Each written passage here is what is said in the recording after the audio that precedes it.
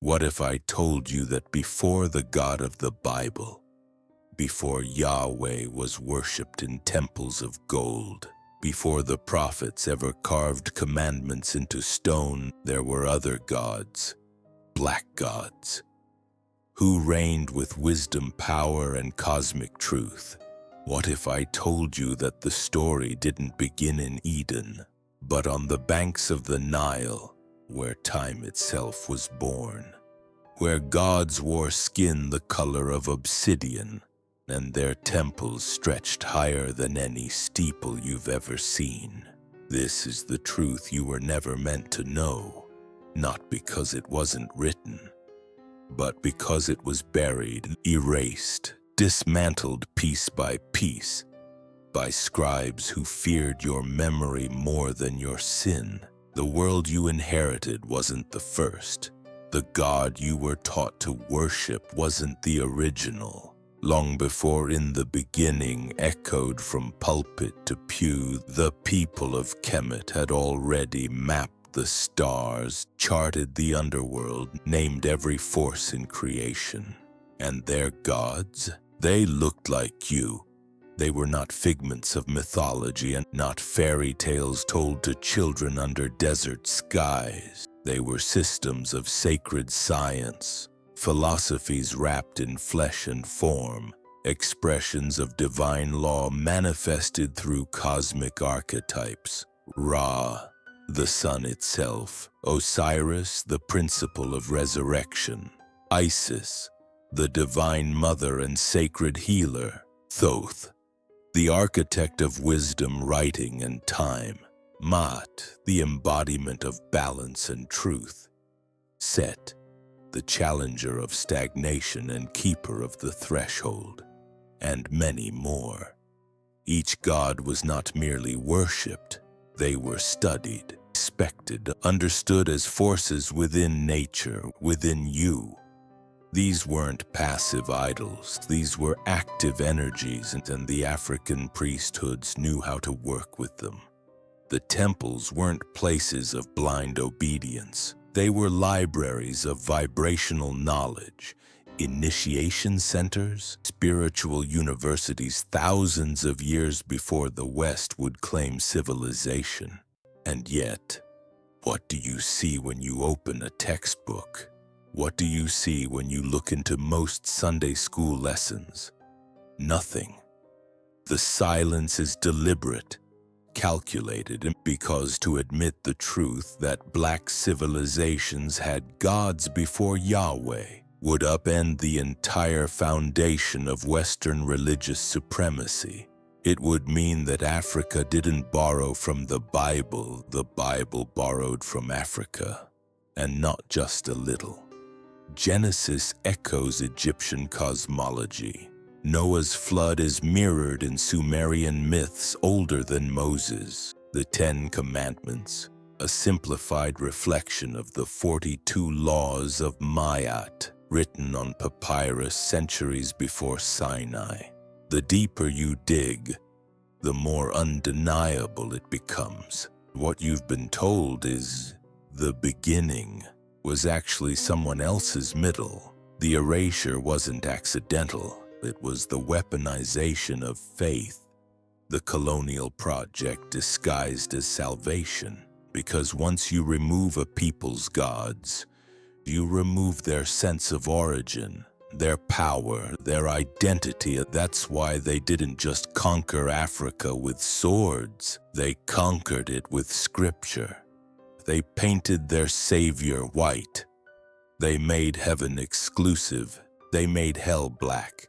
And in doing so, they turned divinity into property, and you into the lost.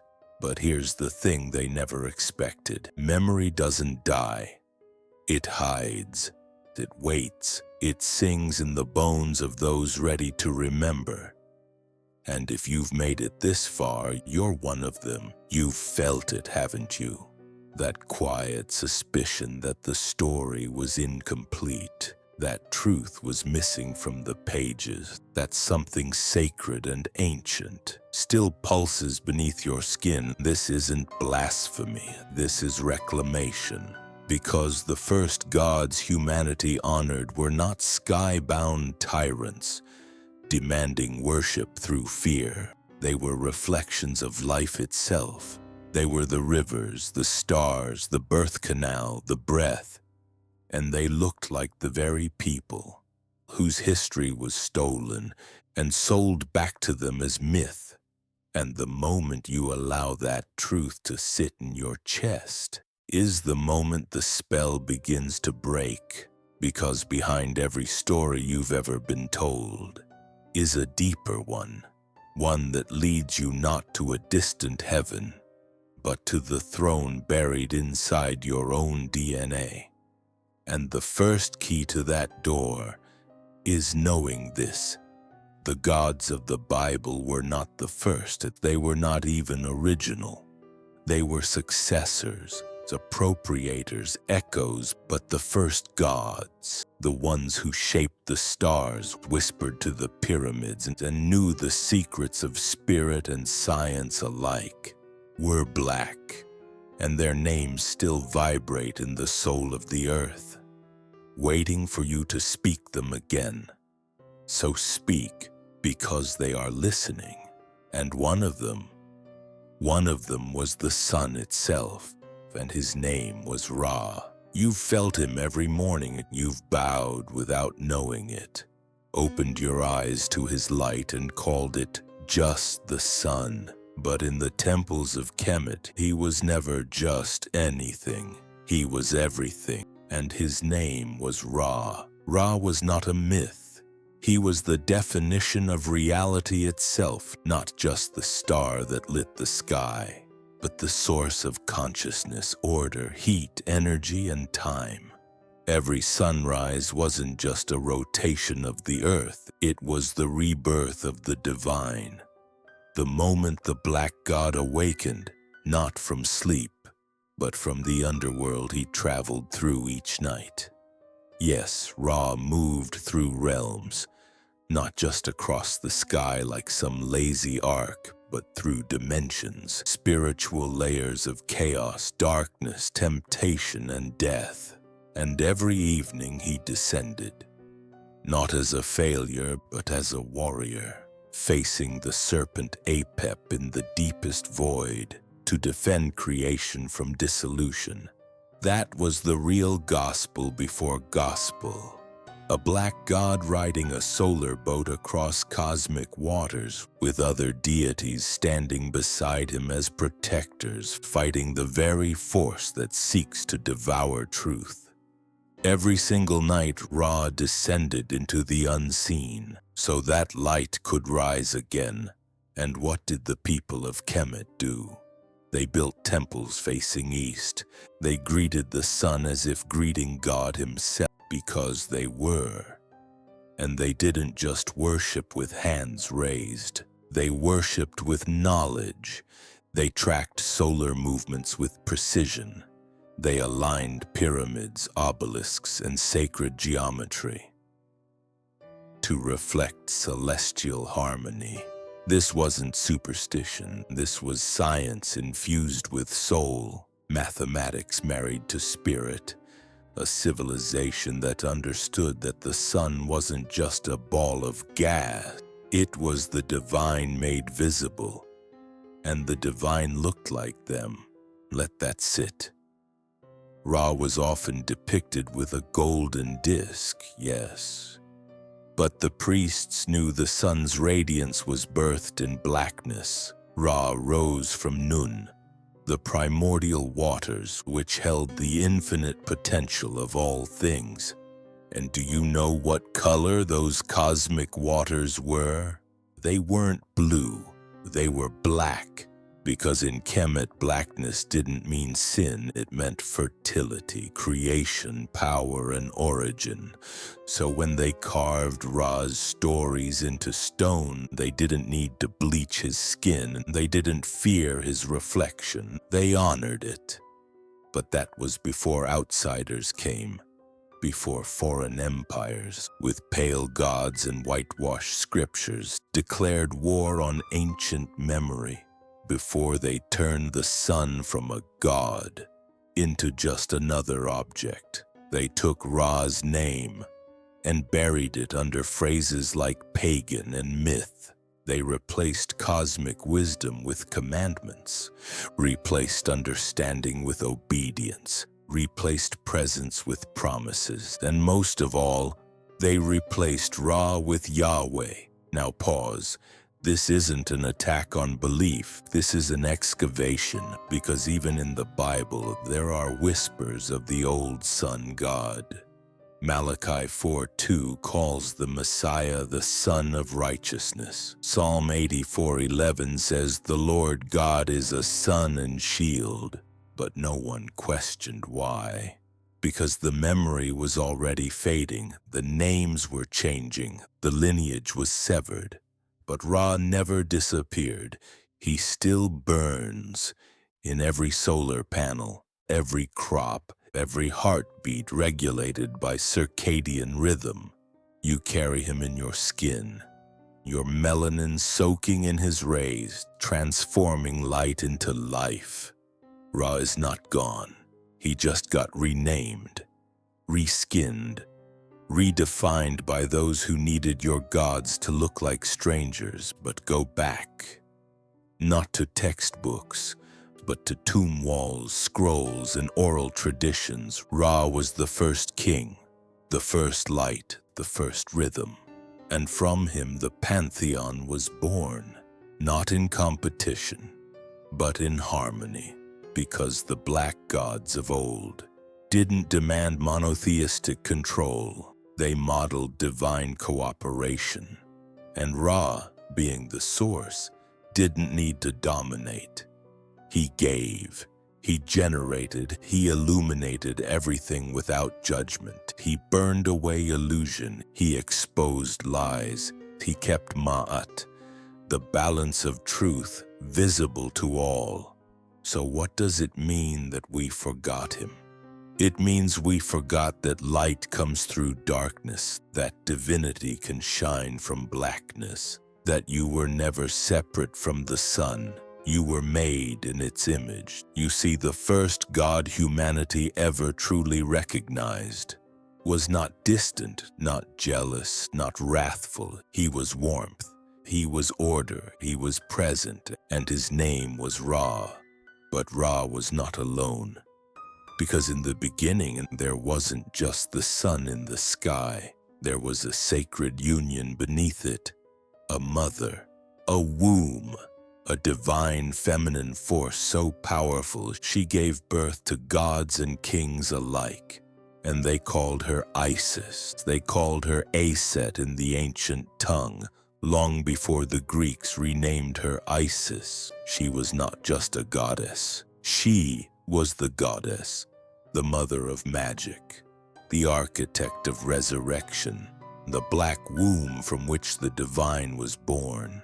You've heard of the Virgin Mary, but you haven't been told that Mary was a copy, a mirror pulled from the reflection of Isis, the true mother holding the child God in her lap, centuries before Christ was ever carved into story. In temples that stretch to the stars, on walls etched with hieroglyphs bathed in gold, you'll find her there, crowned with the throne upon her head, and because she wasn't just royalty, she was the throne, the foundation of kings, the seat upon which divine right rested. She gave birth to Horus, the falcon-headed god who would inherit the sky. But that's not where her story starts, because before Horus, there was Osiris, her beloved, her equal, her king. When Osiris was torn apart, murdered by his brother Set, scattered across the land in pieces, it was Isis who wept, not as a helpless widow, but as a divine scientist, a sorceress of sacred knowledge.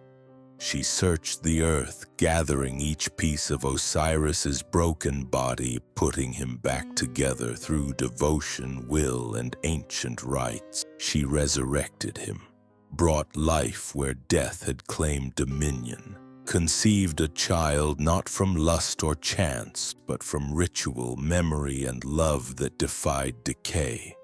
That's not just mythology. That's quantum magic.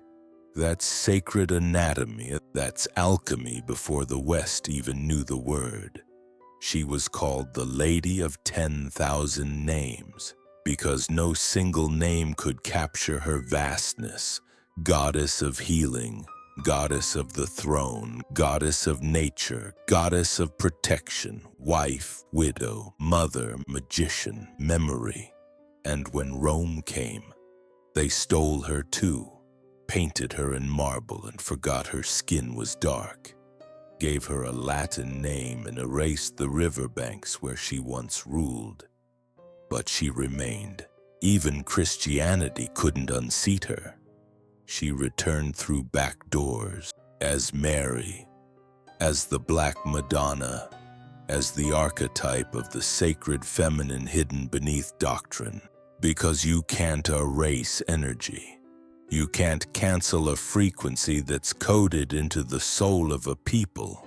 Isis is not just a story. She is a system, a blueprint for power that is creative, nurturing, and indestructible. She is every Black mother who rebuilds her family from the ruins, every healer who gathers broken hearts and stitches them whole, every memory passed from grandmother to granddaughter, across generations of forced silence. She is you, and you've carried her in your blood without even knowing it.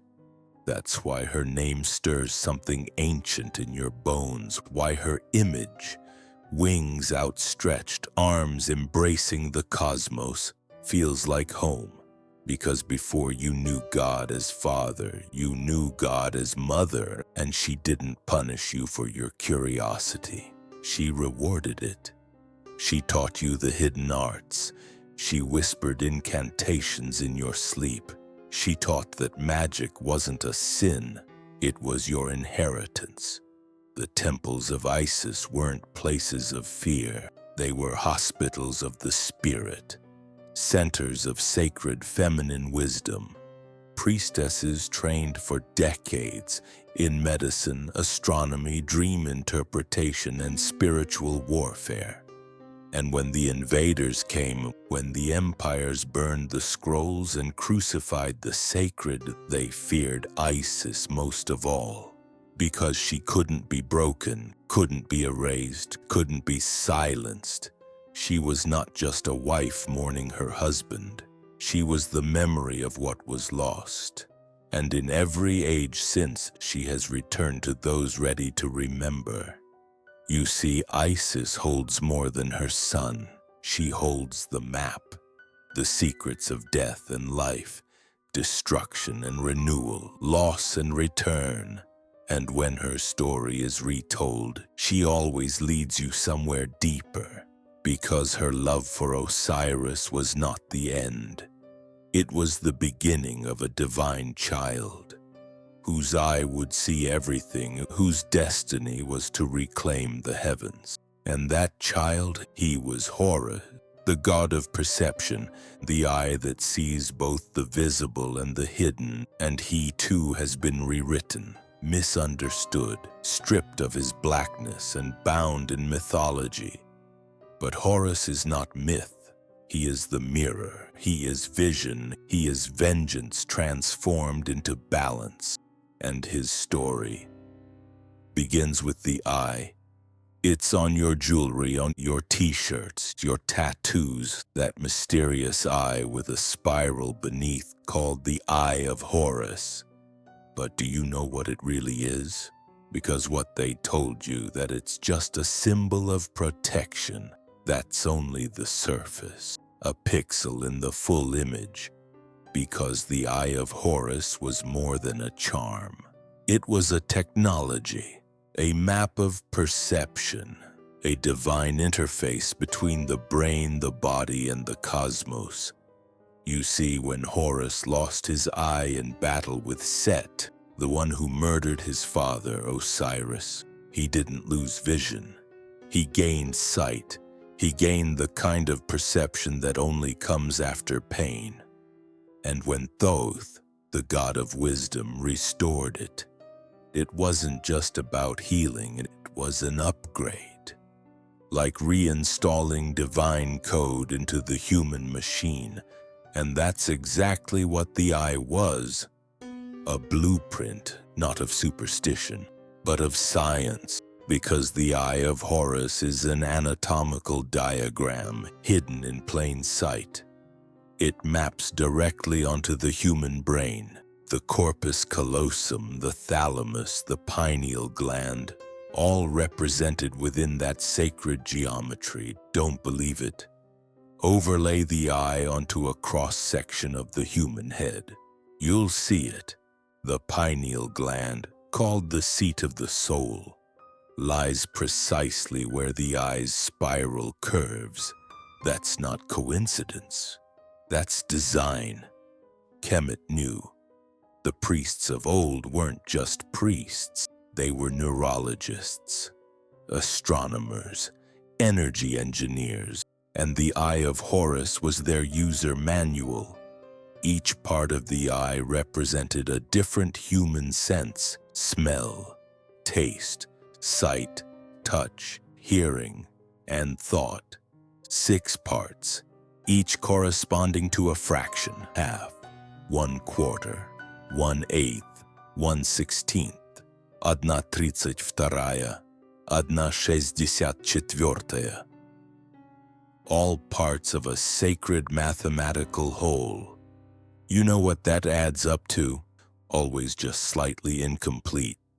Because the eye wasn't meant to represent perfection. It represented potential, a reminder that human perception is almost complete. But the final piece, that missing 1/64th, that's intuition, that's divine insight, that's what connects us to the gods. This isn't New Age fluff. It's ancient black genius, genius encoded in glyphs, misunderstood by conquerors, erased by colonizers, and dismissed by modern science, because it didn't come from a white lab coat. But the truth is written in your body. Your pineal gland, black in pigmentation, is a cosmic antenna, more sensitive in melanated people, more awake in those tuned in. And Horus, he wasn't just a god, he was the awakened self. The eye was not just to protect, it was to activate, to make you see beyond what they show you, to make you feel what can't be proven, to help you remember what they made you forget. That's why it's everywhere. On money, in Hollywood, on the back of your phone, because those who rule this world know the power of that symbol. Even if they've inverted it, even if they made it all about surveillance instead of awakening. They took the eye, removed the context, buried the blackness, and turned your inheritance into decoration. But Horus was more than myth. He was a model, a metaphor for what happens when you endure loss, walk through chaos, and reclaim your vision. He was born from pain, trained in exile, raised by Isis in the shadows, so he could return with fire in his eye. And when he returned, he didn't just avenge, he brought balance. He restored Ma'at. He didn't just kill Set. He ruled beside him, because even chaos has a place, even shadow has its time. That is a teaching lost in today's world, where enemies must be destroyed, differences feared, opposites divided. But in Kemet, duality wasn't a threat. It was the key. And the Eye of Horus wasn't about destruction, it was about wholeness. To wear it today is not fashion, it is a declaration, a return to remembering, a signal to your ancestors that you're awakening. And once the eye is open, truly open, you begin to see more than truth. You see through illusions. You see that gods once walked here, not in fantasy but in history. And their temples still hum beneath sand and silence. And some of those gods, they weren't from Earth. Their shapes, their knowledge, their powers, they hint at something far more cosmic. And that brings us to a name they tried to erase, one who shaped bodies from clay, breathed into them the spark of divine intelligence, and carried the head of an ibis, Thoth, the god of wisdom writing time and hidden dimensions. They painted him with the head of an ibis, but Thoth was no bird-headed mascot. He was intelligence incarnate, not just the scribe of the gods, but the source of divine mathematics, sacred geometry, and dimensional code. Thoth didn't just write, he designed, he built the system we still live in. The real question is, have you noticed? Because when you look deeper, you'll see that Thoth wasn't just recording events, he was creating realities. Through language, through vibration, through sound that birthed structure. In the beginning was the word, right? Well, in Kemet, before that word ever reached the mouths of prophets, it belonged to Jehuti. That was his original name, not Thoth, not Hermes, not Mercury.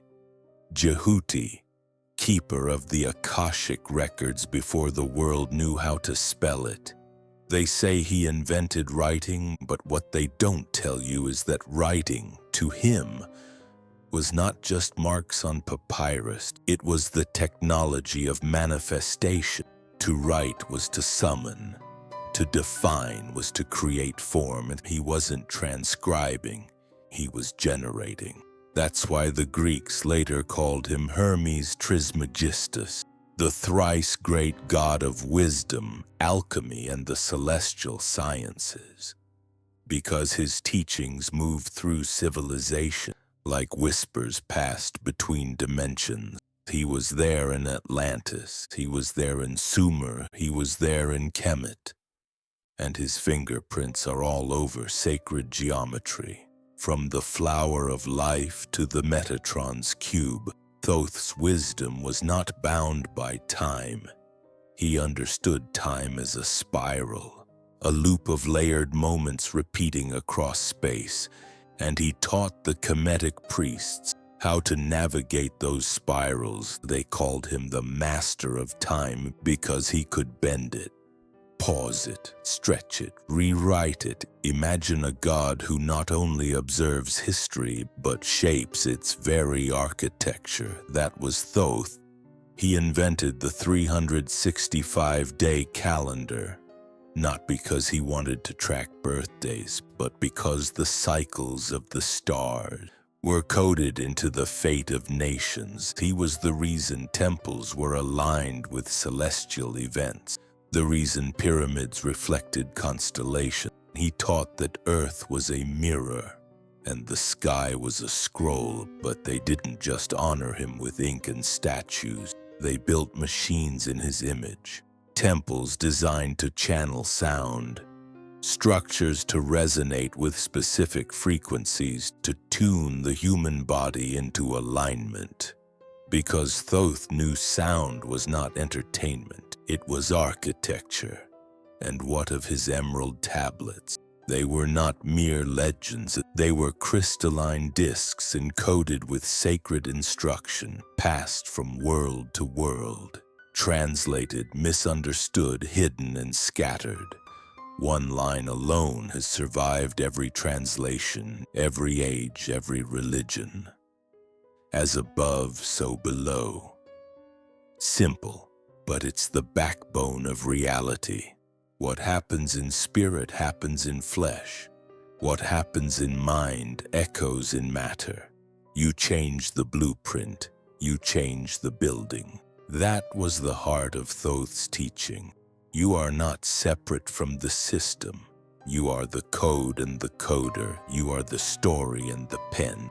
And those who mastered this became gods themselves, because to live by his principles was to become an architect of destiny.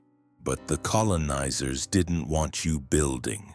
They wanted you obeying, so they stripped him of his color, flattened his multi-dimensional nature into a god of right, like some ancient secretary, and they won't tell you Thoth's temples were universities, that he trained high priests in mathematics and dream travel, that his disciples studied vibration before Tesla, studied soul retrieval before Freud, studied timeline correction before quantum physics even had a name. He gave humanity the alphabet of awakening, but they scrambled the letters, buried the vowels, and left you with a language that no longer remembers itself. But the code is still there, in your breath, in your cells, in your dreams. Because Thoth didn't just build temples, he encoded himself into consciousness. And when the eye of Horus opens, when you align with Ma'at, when your heart is light and your voice carries truth, you speak in Thoth's tongue, not with words, but with vibration. And when you speak that way, reality responds, doors open, time folds, energy moves, you begin to write again, not on paper, but on the fabric of existence. And that is why Thoth never died, why his name still echoes in mystery schools, in initiation chambers, in the space between silence and speech. He is with every soul that remembers they are more than flesh, every mind that dares to bend perception, every voice that vibrates at the frequency of creation. And his most powerful student? His closest divine counterpart. She wasn't a goddess of war or love. She was balance, justice, truth personified. Her name was Ma'at. She wasn't loud. She didn't need a sword. She didn't sit on a throne made of gold. And yet, Ma'at governed gods and men alike with a single feather. That's all she held. A feather, not a weapon, not a crown. Because when your power is cosmic order itself, you don't need force to rule. You are the law. But let's get something straight. Ma'at wasn't just the goddess of justice, as they like to say in watered-down textbooks. That's like calling gravity the thing that makes apples fall. It misses the entire system. Ma'at was more than justice. She was balance. The algorithm of the cosmos, the operating system of creation itself. Before the stars formed, before gods had names, there was Ma'at. She was not born. She was encoded, a principle, a force, a divine software that kept all things in rhythm. Planets spin because of Ma'at. Seasons turn because of Ma'at. The breath in your lungs, in, out, is the rhythm of Ma'at moving through you. To the Kemetic people, Ma'at was not worshipped in the way we think of gods today. She was lived. To lie was to violate Ma'at, to hoard, exploit, oppress. All were offenses not just against morality, but against the architecture of reality. That's why truth mattered. Not because it was virtuous, but because truth is alignment. And what happens when you fall out of alignment? You know, your body suffers, your relationships break, nations collapse, worlds fall. Because when Ma'at is violated, chaos, Isfet rises. And here's the brilliance of it. Ma'at wasn't a god you prayed to out of fear. She didn't curse or punish. She simply withdrew. Like code removed from a system, and once she leaves, everything begins to glitch. That's why the ancient Egyptians weighed the heart against a feather, because in their wisdom they knew The human soul should be light, not in the naive sense and not in denial, but because truth unburdens. To speak truth, to live truth, to be truth, dash. That was to live in Ma'at. Imagine that. A civilization so advanced it didn't need commandments carved in stone. It had Ma'at dash, a living code etched into the hearts of the people. And it wasn't just personal, it was systemic. Pharaohs were judged not by wealth, not by conquest, but by how closely they aligned with Ma'at. They had to speak Ma'at, do Ma'at, live Ma'at. Imagine if leaders today were judged by their alignment with balance, with truth, with justice that didn't serve the powerful but served the whole. Now you see why Kemet thrived for thousands of years. Not just because of pyramids, but because of principles. But they don't teach you this, because Ma'at doesn't serve empires built on greed. She doesn't work in systems powered by lies. She's incompatible with corruption. She is not an accessory to injustice. She is the antidote. So they buried her, rewrote her, shrunk her into a footnote, a winged woman with a feather in her hair. But Ma'at was not decoration. She was divine instruction, and she didn't stand alone. She had a counterpart, a guardian, one who stood at the gates of the afterlife, enforcing the very principle she embodied.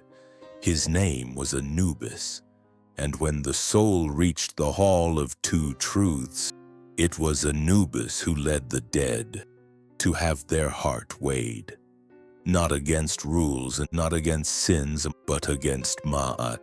If your heart was heavy with falsehood, it was devoured, not by devils, but by Amit, a creature that erased your soul because you failed to live in alignment. Harsh? Number. Because in a universe governed by Ma'at, only truth moves forward, only balance endures, only light survives. That's what they feared the most. That's why they had to hide her. Because Ma'at doesn't need violence to destroy injustice. She simply reveals it, and in her presence lies collapse. This is what Thoth served. This is what Isis preserved. This is what Horus fought for. And this is what you're being called to remember, because today the world is ruled by Isfet, by chaos masked as order, by noise dressed as truth, by systems that call imbalance progress. But deep in your bones, Ma'at still whispers. She moves when you speak your truth, even when your voice shakes. She appears when you set boundaries, even when you're afraid. She rises when you choose peace over domination. And when you align with her, you don't just change yourself, you start correcting reality. That's the power of ancient black gods. They didn't rule through fear, they ruled through alignment.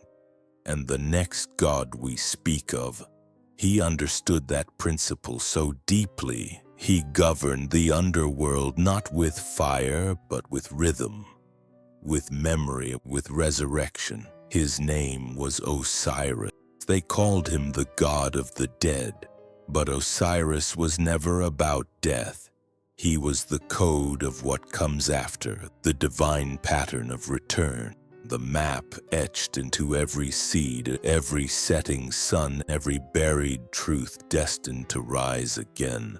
He didn't rule a graveyard, he ruled a portal, because to the ancient Kemetians, death wasn't an end. It was a re-entry, a metamorphosis, a doorway through which the soul could become more than it was before. And Osiris was the one who kept that door open, not with key, but with memory.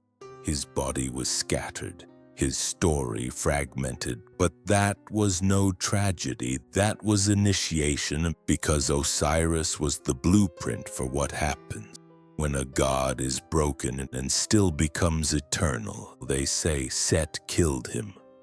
Jealousy, power, control, all the familiar poisons, but what most don't realize is that Osiris did not just die, he allowed himself to die.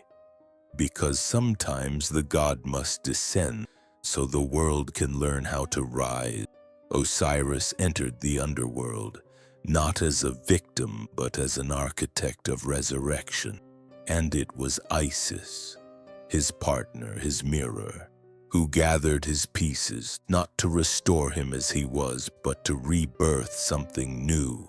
Their union after death birthed Horus, not just a son, but a symbol, a fusion of divine masculine and feminine, of death and life, of heaven and earth.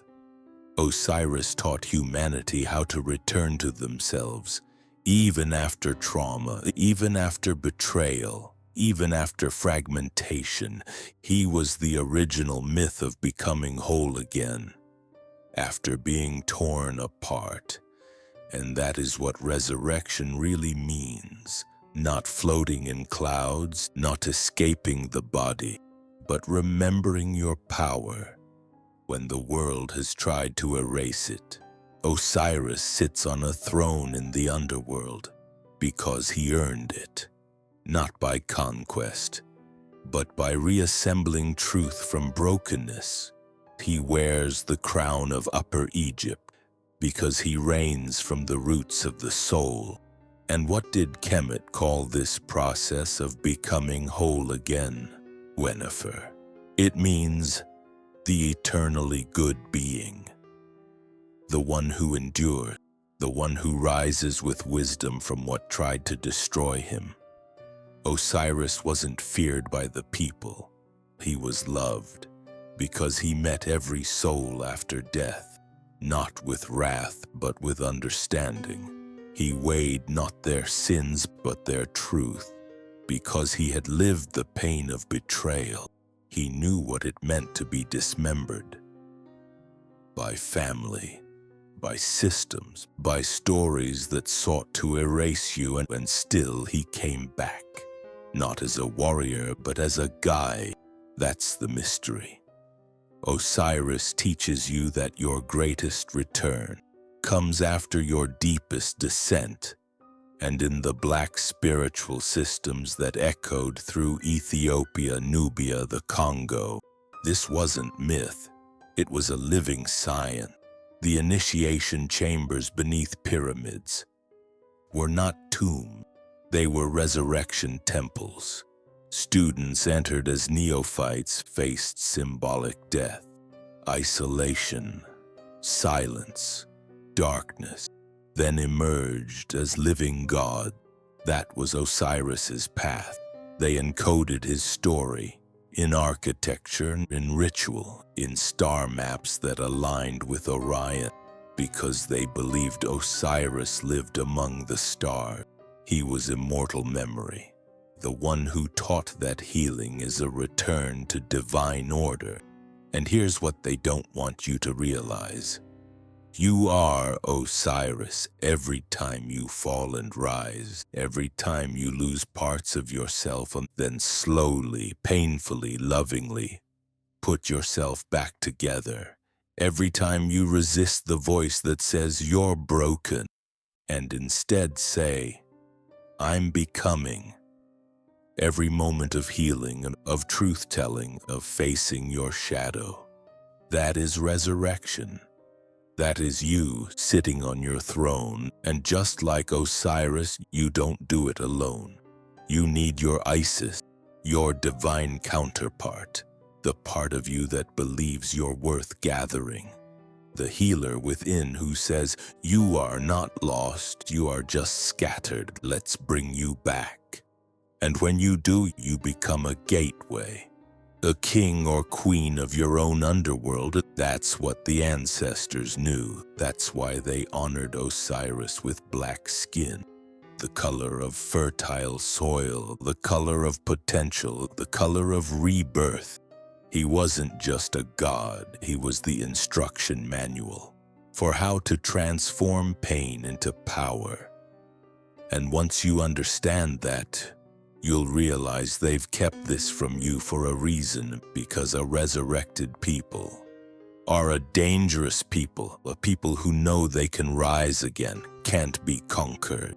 And that's why they buried his name, whitened his face, turned his mystery into myth, but still Osiris waits, not in the clouds, but in your memory, in your tears, in your awakenings, in your decision to live fully even after being shattered. And once you understand resurrection, you're ready for the next secret, because his resurrection sparked a war, and his son Horus was born to reclaim a throne, not just in Egypt, but in the soul of all who dare to awaken. He's often shown with the head of a falcon, majestic, piercing, regal, the sky god, the avenger.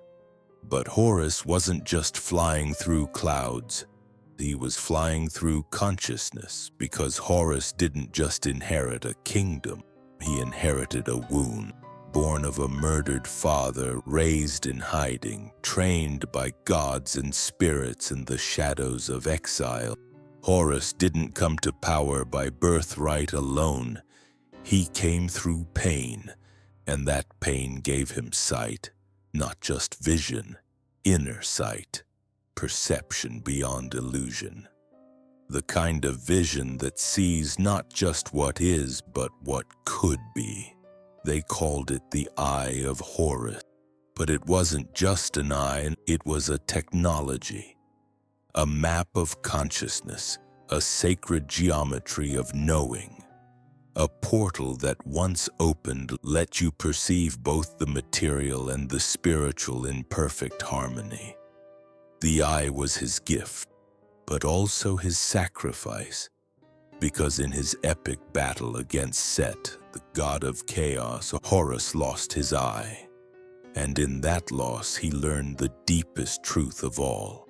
Power that does not come through wounding is not power that can transform the world. But here's the twist. The eye wasn't gone forever, it was restored. Thoth, scribe of the gods, master of wisdom, healed the eye, not just physically, but symbolically, because restoration isn't just about fixing what's broken, it's about evolving into what can never again be broken. So when Horus placed his healed eye into the hands of Osiris, he wasn't just honoring his father. He was completing a cycle, a resurrection that began with death and ended with vision restored. And that's what Horus represents, and not vengeance, not blind justice, but the fierce clarity that comes from confronting your own darkness and still choosing alignment, because Set wasn't just an external enemy. Set was the archetype of the inner saboteur, the ego untethered, the part of you that wants power without purpose, dominance without direction. And Horus didn't just defeat Set, he integrated him. That's why in some myths, Set becomes the protector of Ra's solar boat, fighting off the chaos serpent in the night. Even the enemy, once transformed, became a guardian of light. Horus teaches you this. Your inner chaos doesn't need to be destroyed. It needs to be trained. And that's what the eye is for. It's not just a symbol to wear, it's a reminder to see deeper, to see through manipulation, to see through fear, to see through systems that teach you that your history began with change. The Eye of Horus existed long before any Bible, long before colonial stories, long before the world was flipped upside down. It measured not just physical sight, but intuitive knowing. Each part of the eye was assigned a fraction, 1 half, 1 quarter, 1 eighth, 1 16th, 1 32, 1 64, together equaling 63 64ths. Why not a whole? Because even with divine vision, there is always more to see. A mystery always remains, a peace always held in the hands of the divine. And that humility, that awareness that you don't see everything, is what makes the eye of Horus so powerful. Because true vision doesn't claim to know it all, it claims to keep looking. And you, yes, you, carry this eye in your spirit. Every time you wake up to a truth you were blind to, every time you recognize a lie you once believed, every time you see yourself more clearly, that is Horus moving through you. And that's why they keep his story hidden. Because an awakened people, a people with inner sight, are not easy to manipulate. You can't sell lies to someone who sees. You can't enslave someone who remembers their divinity. You can't erase history from those whose eye never forget. Horus is not just a god of the sky. He is the heightened state of consciousness that comes when trauma becomes wisdom and suffering becomes strength. And there's one more truth about Horus. They won't teach you he was never alone. He was born of divine union, shaped by his mother Isis, guided by Thoth, healed by ancestral spirits, trained by his own darkness. He was community, he was lineage, he was the embodiment of all that came before, poured into one vessel of vision. And when he finally reclaimed the throne of Kemet, he didn't just restore a dynasty, he restored balance. He brought Ma'at back to the throne. That's what true power is. Not domination, not control, but the courage to see clearly and lead with alignment. And now that your eyes are adjusting, now that your own inner Horus is waking up, you're ready for the truth about the one God who came before all of them, who stood in darkness and spoke the first vibration into being. He wasn't just a god, he was sound, he was frequency, he was the black creator the world forgot. His name was Ptah. Before there was light, before there was shape, before there was even time itself, there was Ptah. Not a god who wielded tools, but a god who spoke form into existence. Not with his hands, but with the frequency of intention. The ancients said he created the world, not by building it, but by uttering it. He opened his mouth, moved his heart, and vibrated reality into being. He didn't need clay. He was the clay. He didn't need blueprints. He was the divine architecture behind every atom. He didn't act. He resonated. And what he resonated was truth. Pure, uncut, cosmic truth. Encoded in sound, wrapped in harmony, structured in vibration. Ptah is the reason your words have weight. Why sound can heal or destroy. Why a single vibration can change the chemical structure of water, and why a lie repeated often enough becomes a reality. Because he showed the first law of creation, all begins in vibration. You speak what you feel. You shape what you speak, and over time that vibration solidifies into form. And so the first gods did not build temples with chisel. They built them with frequency. Temples were harmonized with the human body, aligned to the sacred tones of the universe, because Ptah had encoded them with the same ratios that exist in your cells, your breath, your heartbeat. You are his continuation, but they don't want you to know that. They want you to think sound is entertainment, noise, distraction. They forgot or hid the truth. Sound is structure. The name Ptah itself is power. It was whispered in stone, carved into tombs that outlasted empire. In Memphis, his sacred city, he wasn't worshipped through sacrifice, but through silence, followed by intention, followed by resonance. Because Ptah teaches that silence is the womb of sound, you can't speak reality until you've felt its rhythm within. And his temple walls told the story. The gods came into being through Ptah's heart and tongue. The heart, the seat of feeling. The tongue, the instrument of command. Together they reveal that creation is not force. It is alignment.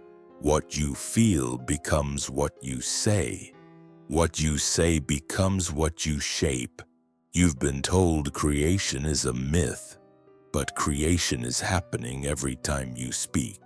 Ptah knew this. That's why he sat still, lips sealed, until the moment was right. Then he spoke, and cosmos unfurled. But don't confuse him with passivity. Ptah's stillness was mastery.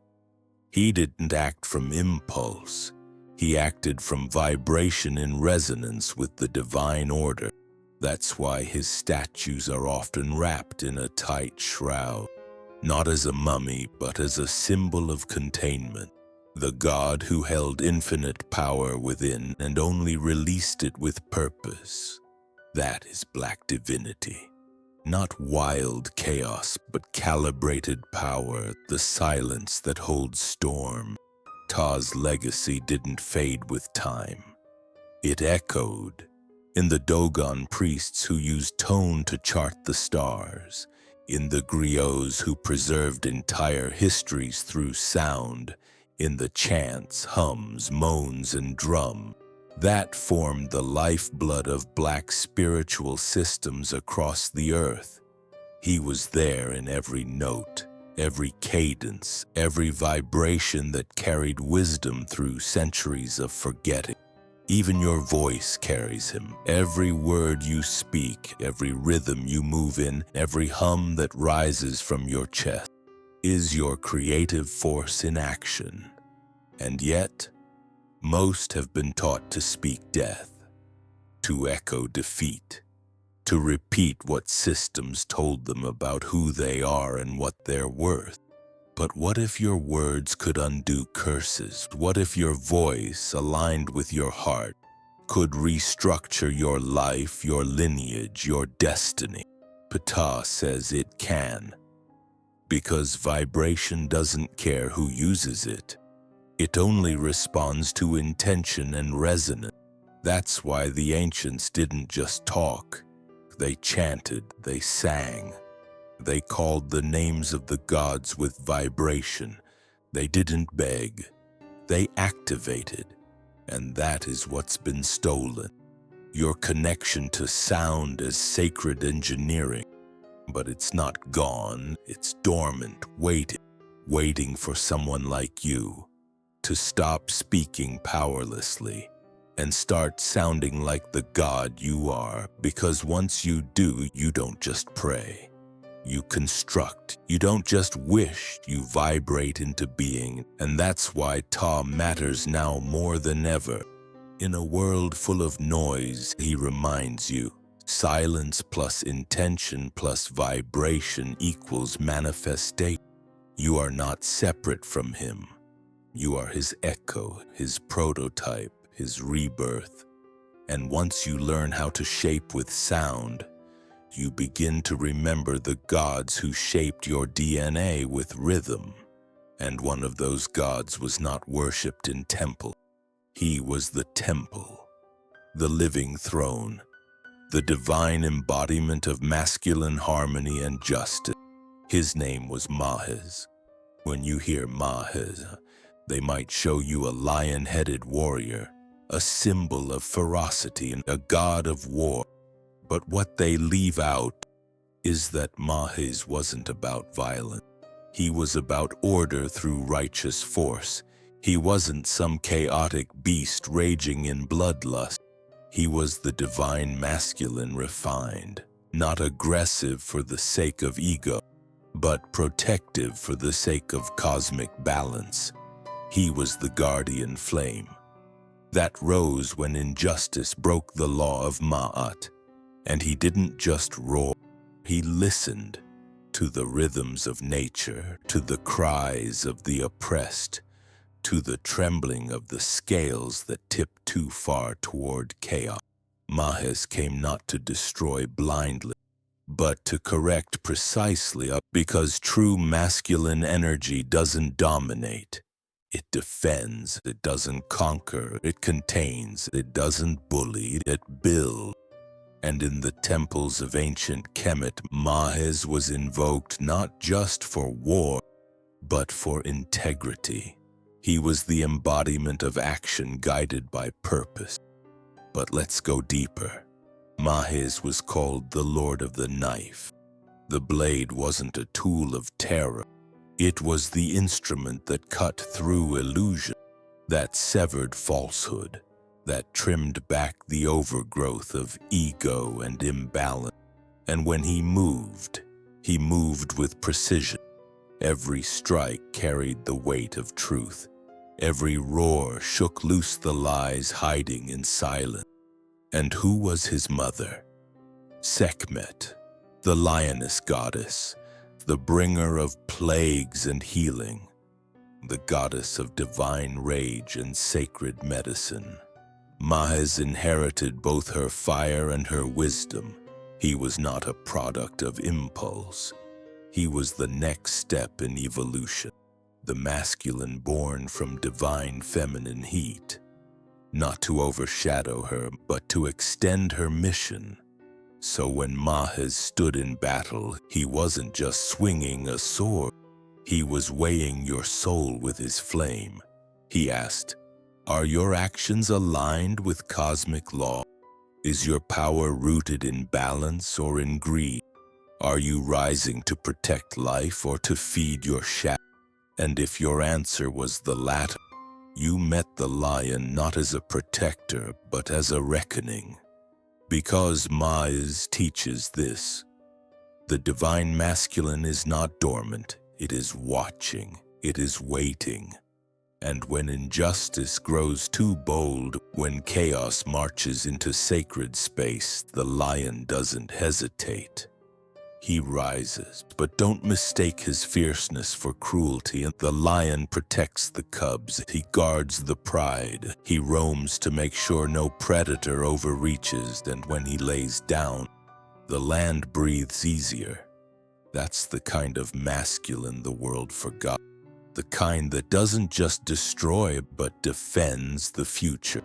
In a world where masculinity is either glorified in domination or dismissed as toxic altogether, Mahes stands as a third path, the sacred masculine in its highest form. Fierce, yes, but rooted in divine alignment. He was the temple's guardian, the horizon's watchman, the roar behind the voice of the oppressed. And just like the sun rises each day without asking for permission, Mahes showed that true masculine energy doesn't need applause, only purpose. His name means true before Ma'at, meaning he didn't just protect order, he embodied it. Even his silence spoke of justice. Even his breath carried the weight of truth. And in every warrior who fights for the people, in every father who leads with love, not fear, in every man who uses his strength to lift rather than crush, Mahes lives again. But here's the part they never tell you. Mahes wasn't only in Egypt. Versions of the lion god show up across Africa, in Nubia, in Ethiopia, in the warrior clans of West Africa, because the archetype of the divine protector was written into the DNA of the continent before colonizers came, before borders were drawn, before gods were renamed or erased. The lion walked the land as a living symbol of justice, and that symbol was feared by empires because a people who remember their divine protector are not easy to conquer. A people who know their warriors come from cosmic lineage don't surrender to systems built on lies. They stand, they roar, they return to order, and Mahiz stands behind them, not as a relic of mythology, but as the fire in their bones. So if you feel the anger rise when injustice dares to smile in public, that is Mahiz. If you feel the heat in your chest when silence becomes betrayal, that is Mahiz. If you walk through the world knowing that strength without principle is hollow, that is Mahiz moving through you. And the moment you realize that justice is not a concept but a frequency, that balance must be enforced by those who feel it burning in their blood, then you are no longer just a descendant of God. You are a living extension of them.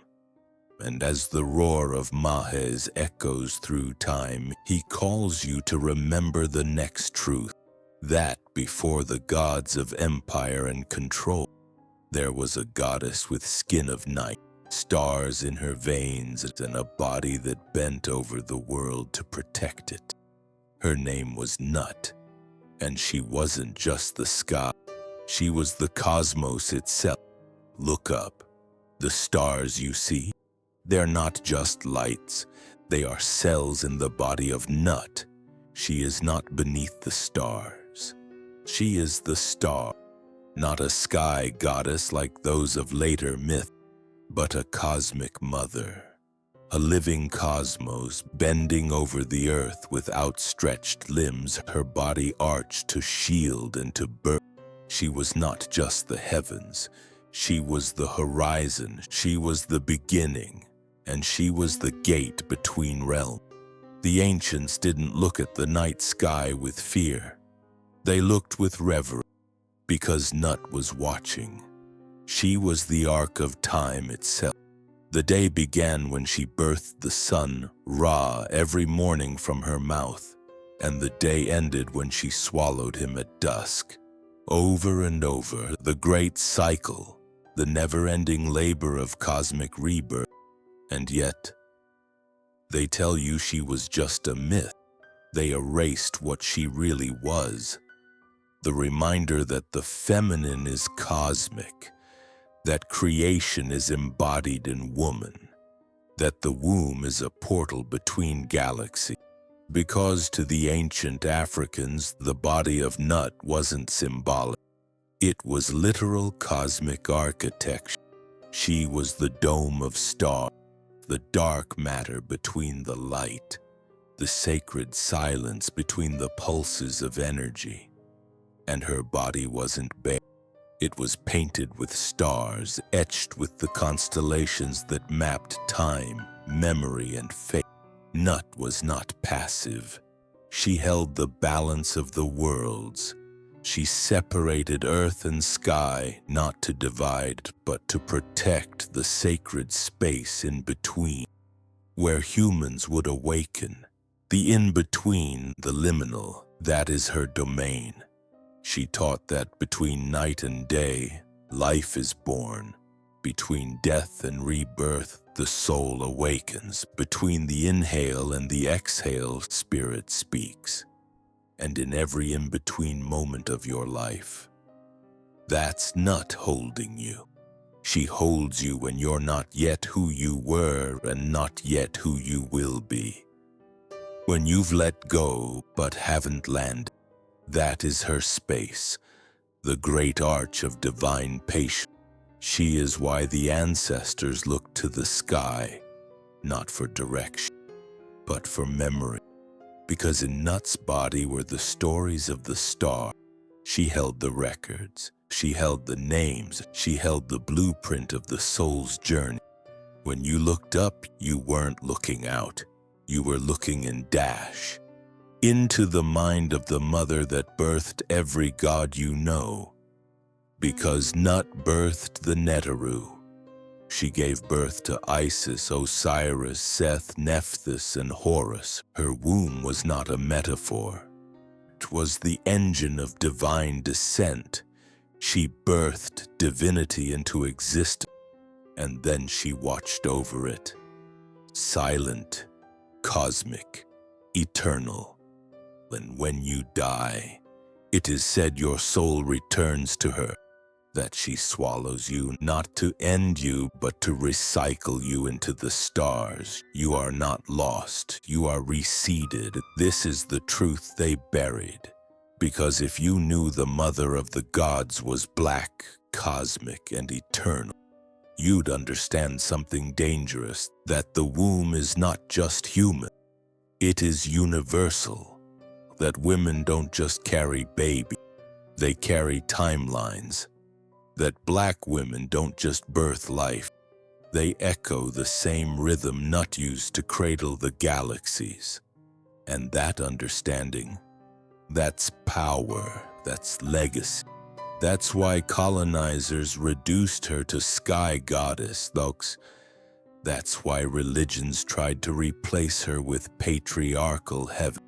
Because a black cosmic mother, who births the gods, disrupts everything built on hierarchy, control, and fear. Nut doesn't control, she contains. She doesn't command, she carries. She doesn't punish, she remembers. She is the deep, dark space of reflection, where nothingness becomes possibility, and her temples still whisper her name. Even now, every time you stand under the stars and feel something ancient stirring in your bone, that is Nut, calling you to remember that you are not outside the universe. You are inside her. You were never abandoned.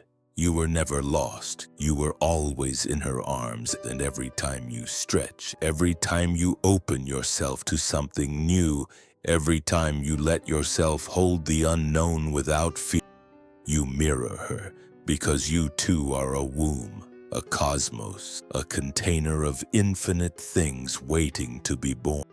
That's what they feared most, not just Nut's divinity, but her mirror, because she makes you remember what you are. And when you remember that, you stop living small. You stop waiting for permission. You stop fearing the dark.